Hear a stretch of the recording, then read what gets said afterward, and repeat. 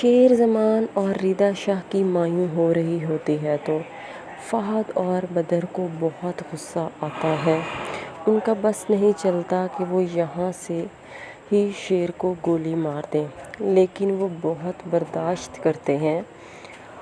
اور پھر اچانک سے ہی شاہ زمان کو آفس سے کال آتی ہے کہ آفس میں آگ لگ گئی ہے، جس پر وہ بہت پریشان ہو جاتا ہے۔ اس کو پریشان دیکھ کر فہد، بدر اور شیر زمان تینوں اس کے پاس آ جاتے ہیں اور وہ اس سے پوچھتے ہیں، جس پر شاہ زمان انہیں کہتا ہے کہ آفس میں آگ لگ گئی ہے، مجھے فوراً جانا ہوگا۔ جس پر شیر زمان کہتا ہے کہ بابا میں بھی آپ کے ساتھ جاؤں گا۔ تو شاہ زمان کہتا ہے کہ تم اپنے دلہن کے ساتھ بیٹھو، میں خود جاتا ہوں۔ جس پر شیر زمان کہتا ہے کہ میں آپ کو اکیلا کیسے چھوڑ سکتا ہوں، میں بھی آپ کے ساتھ ہی جاؤں گا۔ اور وہ دونوں باپ بیٹا وہاں سے نکل جاتے ہیں اور دل ہی دل میں بدر اور فہد خوش ہو رہے ہوتے ہیں، کیونکہ ان کا پلان کامیاب ہو رہا ہوتا ہے۔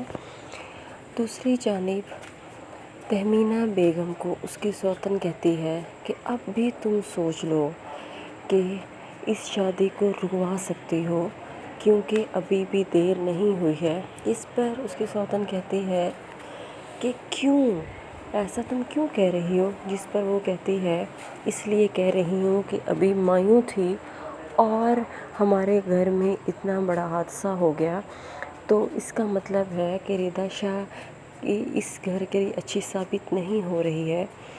جس پر شیر زمان کی ماں کہتی ہے کہ میں ان باتوں پر یقین نہیں رکھتی ہوں، اور پھر گانا گانے شروع کر دیتی ہے۔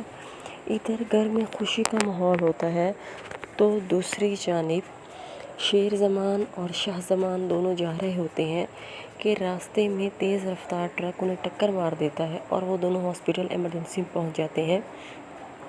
پورا گھر شادی چھوڑ کر ہاسپٹل پہنچ جاتا ہے تو وہاں پر ڈاکٹر آ کے بتاتا ہے کہ شیر زمان تو زندہ ہے لیکن کریٹیکل سچویشن میں ہے، لیکن شاہ زمان کی ڈیتھ ہو گئی ہے۔